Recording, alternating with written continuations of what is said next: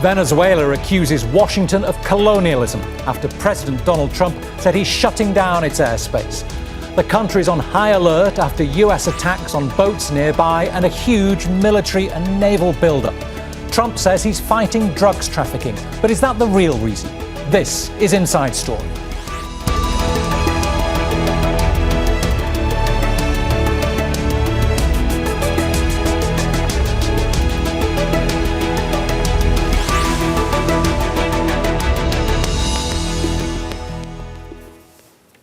Hello, welcome to the programme. I'm Bernard Smith.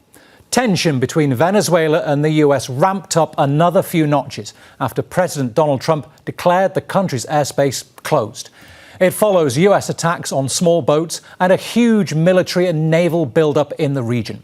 Trump says he's targeting narcotics trafficking, claiming President Nicolas Maduro heads a huge drugs cartel. Maduro strongly denies that.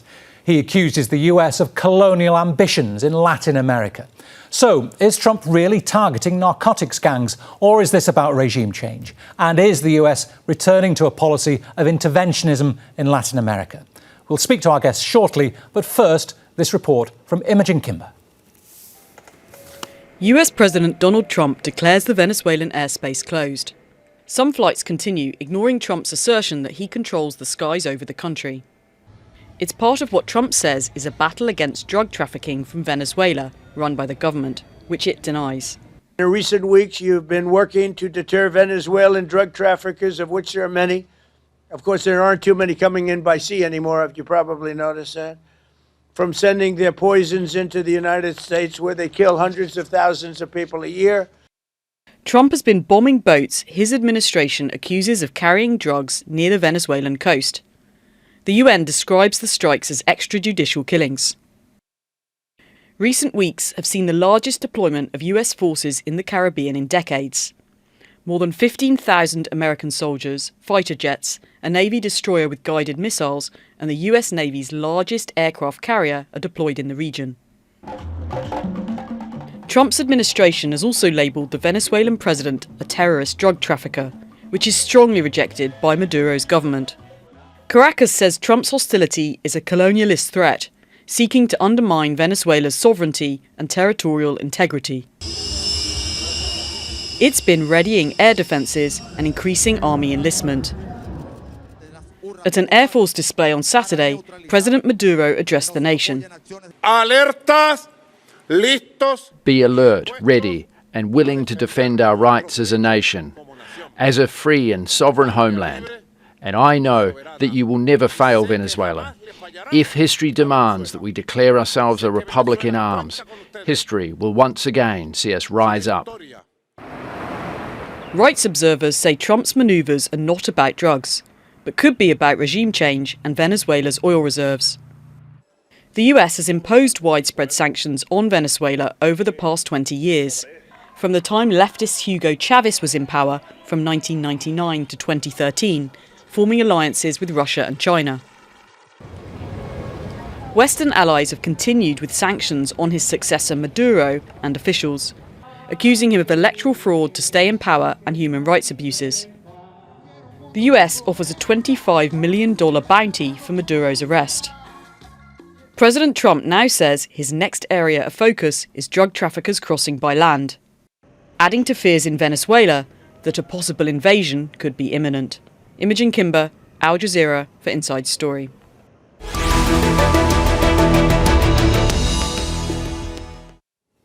OK, let's bring in our guests. In Washington, D.C. is Mark Pfeifle, Republican strategist and a former White House Deputy National Security Advisor. In Merida, Venezuela is Paul Dobson, an independent journalist and political analyst. And in London, Christopher Sabatini, Senior Research Fellow for Latin America at Chatham House. A warm welcome to you all. Christopher, with you, first of all, what do you think is really going on here? What's really going on here is that Trump is trying to pursue a strategy of regime change, as you indicated. That's not necessarily a bad thing. How he's going about it could be very, very risky. But the truth is that most of the cocaine that reaches the United States does not come from Venezuela. In fact, only between 5 to 10% of the cocaine that enters the U.S. comes from Venezuela. Venezuela is not even a producer of cocaine. It's actually more of a transshipment point, with the exception of maybe some labs on the border with Colombia. But also it doesn't produce fentanyl, as Donald Trump has claimed. He said just now in this earlier report that hundreds of thousands of people are being killed by cocaine. First of all, last year, fewer than 100,000 people died from drug overdoses, and most of those people died of fentanyl or opioid overdoses. So this really doesn't make sense if you're going to strike, which I agree with, strike some sense of discipline into the region and attack drug trafficking. Attacking Venezuela doesn't make sense. What Trump is really trying to do here is to escalate the military presence and the threat on Maduro and the inner circle of the military to try to convince them to break with Maduro, remove Maduro from power, and stage a democratic transition that can turn the reins of power over to the legitimately elected, as of last year, President Edmundo Gonzalez, who won an election by a factor of more than twice the vote, collecting more than twice the vote in a popular election that was revealed by independent and international election observers, and that was stolen by the Maduro government. So this is really about regime change. That's not necessarily a bad thing, but the facts don't really add up in terms of the narcotics trafficking numbers that Trump is citing. Mark, is that it? Regime change is disguised as fighting narco-terrorism, as the White House has called it?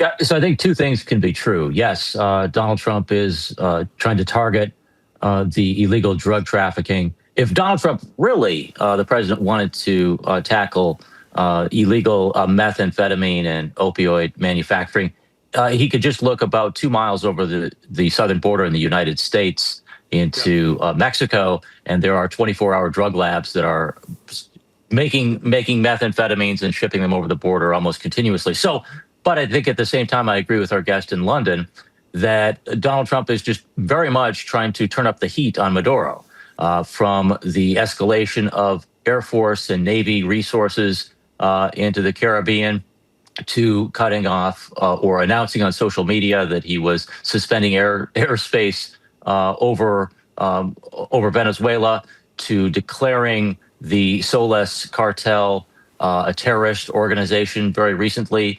As your report said, a $25 million bounty on his head. Everything he can do to ratchet up the pressure on Maduro to originally partner with the United States, as his first deal reportedly was, stop working with the Iranians, stop working with the Russians, work with the United States, and we'll leave you alone. When that was rejected, now it's, we want to get rid of you. We want to put in Mr. Gonzalez and Maria, the party leaders, to right the ship and have an American ally close by, so that Donald Trump can have a better working relationship with a new administration. Paul, does it smack of an attempt at regime change to you too? And if so, is Maduro and his administration feeling the pressure? Well, I would go a little bit further than your last speaker, then Mark. I think the real objective behind this, as he pointed out in his closing comments, is economic. It's not necessarily political. What Trump is looking at here is access to Venezuela's vast resources, and not just oil. We have to remember Venezuela has huge mineral resources in the Orinoco Basin, but also in the basic industries in the east of the country. And these are sectors which US firms have really struggled to penetrate over the last 5 years. Whether this involves political regime change or not is a different question. But I think the end game here for the Trump administration, given everything that's going on in Ukraine, given everything that's going on with China, given everything that's going on with Russia, is access to Venezuela's resources. And this is something which the Maduro government has apparently put on the table to some extent. It appears that the offer from Maduro was not what Trump was looking for. He wanted more, we presume. But it seems that the Maduro government is willing to negotiate Venezuela's oil and resources to a certain extent to avoid a military conflict. All right. Chris, the US has got plenty of oil. We know all about that. The US wouldn't be keen on the Russia and China having too much influence over there. So is oil a lot to do with this as well? No, quite frankly, it isn't. It doesn't add up. First of all, as the previous speaker just said, Maduro did offer oil and gold to American firms in an offer to try to stay in power. That wasn't sufficient. Trump turned that down. But look, the U.S. has been energy sufficient since 2014. It's now a major exporter of oil and liquefied natural gas.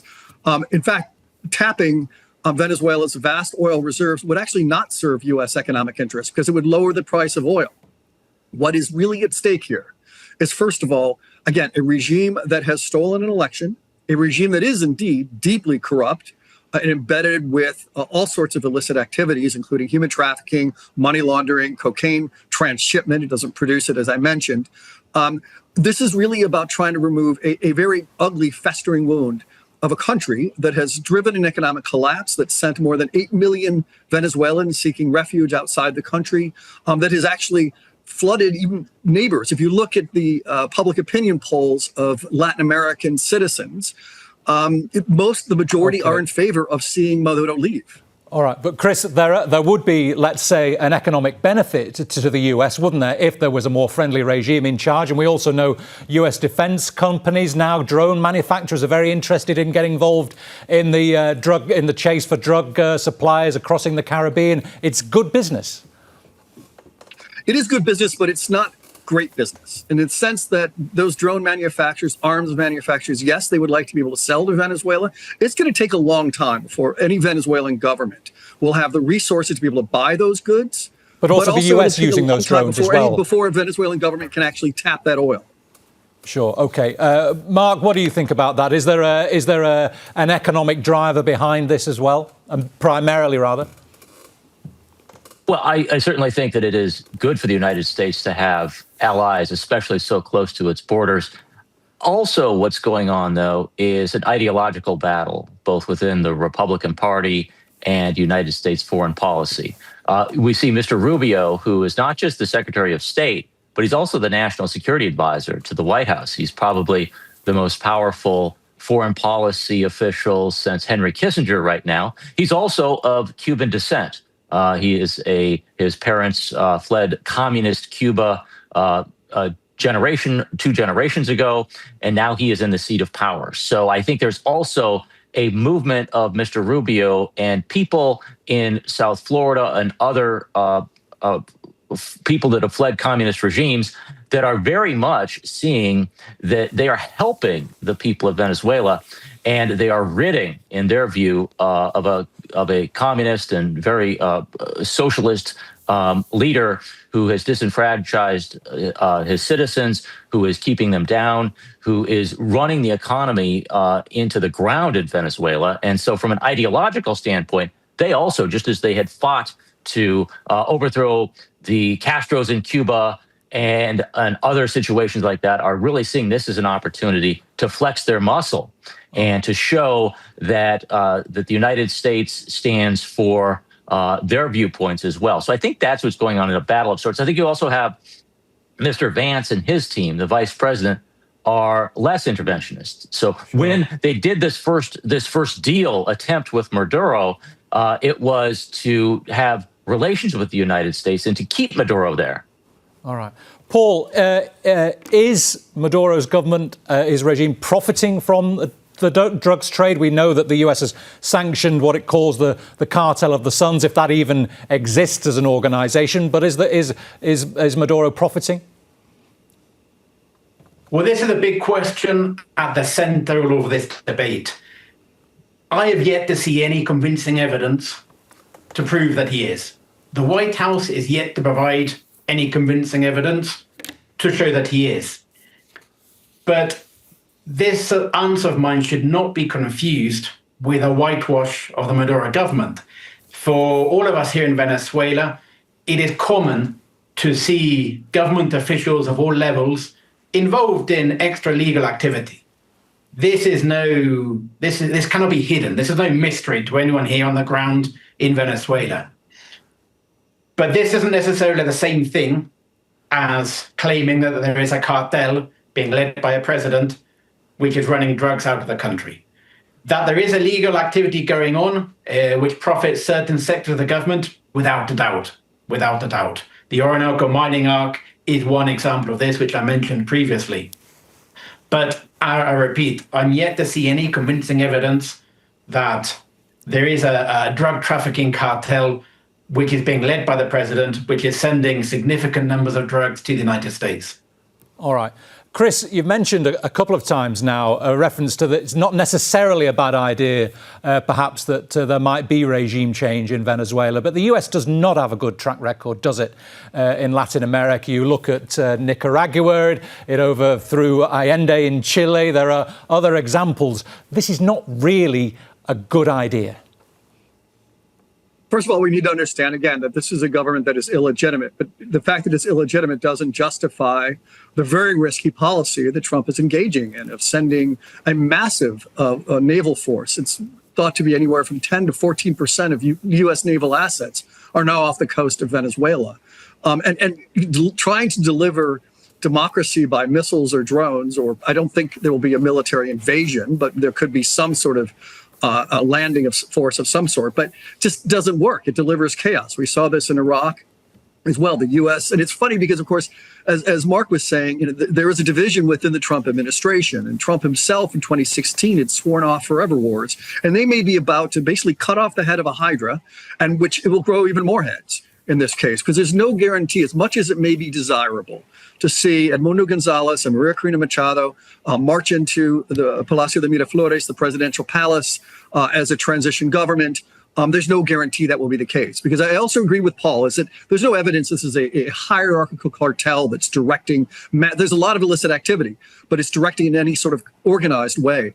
But it is a deeply corrupted government, and those officials will remain. And so the U.S. risks sort of beheading a government and then just having it replaced by an equally corrupt government, and not being willing to invest the money and the treasure, rather the resources in terms of humans, to be able to clean it up and build back a new state. And that's what's really going to be required. So it's a very risky strategy for U.S. interests and also for Venezuela's interests. Sure.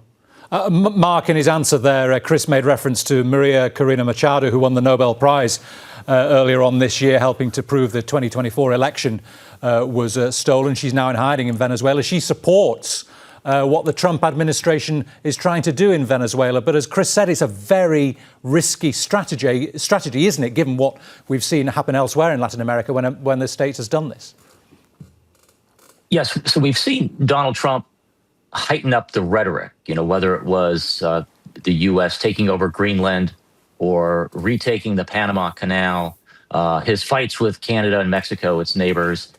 But this is really putting military equipment very close by and putting people into harm's way, ratcheting up the rhetoric when it comes to saying that a potential land war or strikes within Venezuela are possible.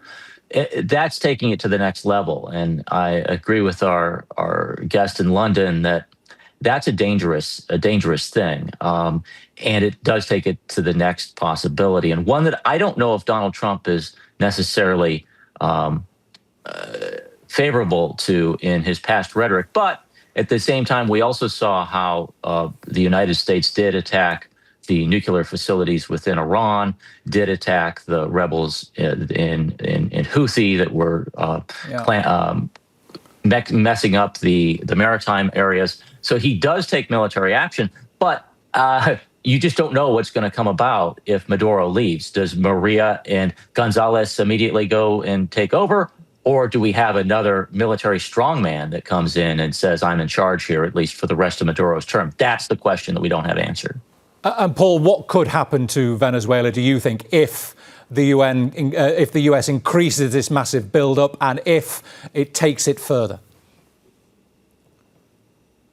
Well, I think at the end of the day, if there is any military action against Venezuela, be it a land invasion, which I think this is unlikely, or be it aerial strikes, the loser in this game is the Venezuelan people. Just as the loser in the criminal and illegal sanctions against Venezuela is the Venezuelan people.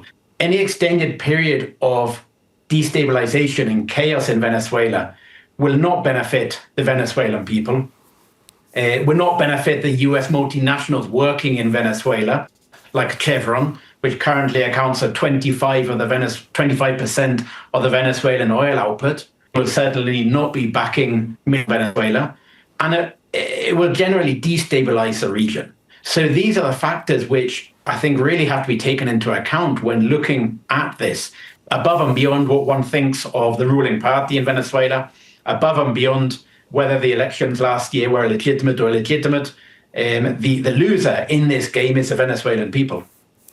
All right. Chris, is the US trying to introduce some sort of new modern Monroe Doctrine? He's also backing the right-wing candidate in Honduras' election coming up on Sunday. He's accused Colombia's left-wing president of being a thug and an illegal drug dealer. Is that what the US is trying to do here? Again, the Monroe Doctrine trying to keep influence in the Western Hemisphere?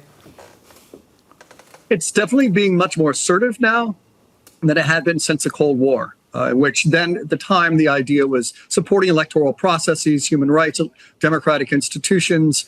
Now what we're seeing is actually, I would say, an updated Monroe Doctrine, the Donroe Doctrine, as in Donald Trump Doctrine, because what he's doing is actually engaging in very partisan intervention in these cases. In the case of Honduras, as you mentioned, he endorsed one of the presidential candidates, Asfuda, who comes from the National Party. He's in the case of Brazil, he applied tariffs, which have since been lifted, on 50% tariffs on Brazilian goods entering the United States because of his criticism of the trials of former President Jair Bolsonaro, who was often referred to as a Trump of the tropics after he staged a insurrection in 2023. And then in Argentina, what we've seen is the offer of a $20 billion line of credit, and Trump very explicitly tied that to a victory of the president, Javier Milei's party, in the midterm elections. So what we're seeing is Donald Trump supporting individual candidates that he thinks are really much cut from the same mold as he is and will further his own idea, but also his own personal alliances within the hemisphere. This is very different than the original Monroe Doctrine, which was intended, it was cloaked in rhetoric about decolonialization, about freedom, about democracy, but is also intended to prevent extra hemispheric influence that could threaten the United States. The truth is this is much more personality driven. Mark, the events Christopher has outlined there, how does that gel with Trump's supposed America First doctrine? Is there a connection between the two? Are these policies because of America First? I think he's attempting to do that. So I think that Mr. Trump does see that for America to be first, it has to lead with strength, and it has to be strong economically. That's his first thing. And I think that that's part of the reason that he does that, or the way that he does that, is taking these strong personal alliances that, as Christopher said, whether it's actively calling or hoping and essentially campaigning for Benjamin Netanyahu in Israel, or it's the multi-billion-dollar loan to Argentina. These are the types of things where if somebody pays attention to Donald Trump, says good things about Donald Trump, is a good trade partner with Donald Trump, you are going to get on his good side, and you're going to get extra attention from the United States. And in Mr. Trump's viewpoint, that makes America stronger. If Donald Trump is stronger, America is stronger. It gives him more leverage on the international stage. But I think that it's coming at the expense of the domestic politics in the United States. As the economy has not immediately turned positively overnight, and people are saying, Mr. Trump, it's wonderful. We see some of the things that you're doing, but back home, inflation is still high. The grocery store prices are still too expensive, and my rent is going up. So I think that's what Mr. Trump has to deal with internally over the next several months leading up to the midterm elections. Is he spending too much time saber rattling in places like Venezuela and not enough bringing prices down in the United States? But Mark, doesn't what he's doing in Latin America appeal to a certain sector of his support group? His anti-immigrant rhetoric, it's sort of anti-socialist, attacking narco-terrorists. It all sounds good and perhaps diverts people's attention from domestic worries. To a degree, that might be helpful, and then I think in some areas of South Florida and of people that are survivors of Cuba and Venezuela. But for the most part, people are still looking at their grocery carts and saying, I didn't like what Biden was doing, but I wish that Mr. Trump could wave that same Truth Social post that would bring down the price of goods and of home ownership and that sort of thing. That ultimately is what Mr. Trump needs in the next year, and what Mr. Vance or whoever is going to be the Republican nominee will need leading into 2028.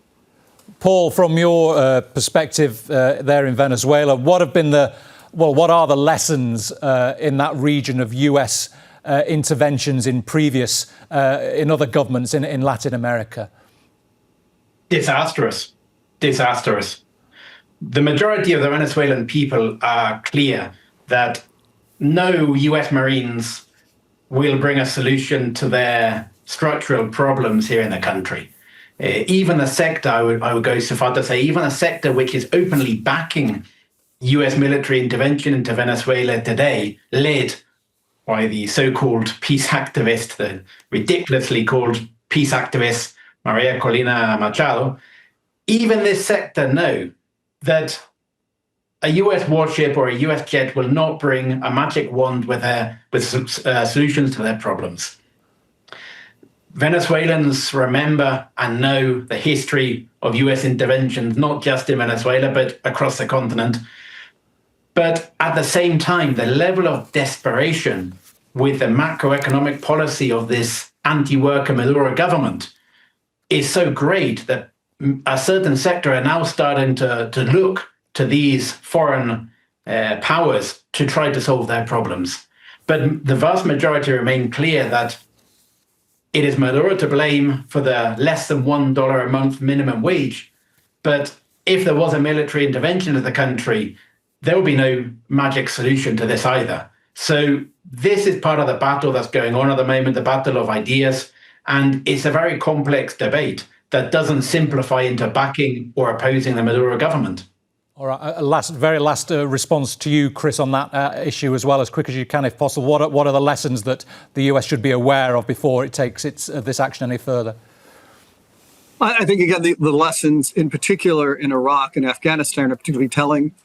Haiti as well, as you cannot just topple a dictator and hope that a state or a democracy will miraculously rise up, especially when that comes with a huge cost in terms of the economics, the institutions, and sort of divisiveness that will happen. Venezuelan activists love to say that we're not Libya, we're not Iraq. The truth is yes, it's true there don't exist those religious and ethnic divisions, but the truth is there is a political economy of the gangs right now that will threaten security and stability in Venezuela in the future.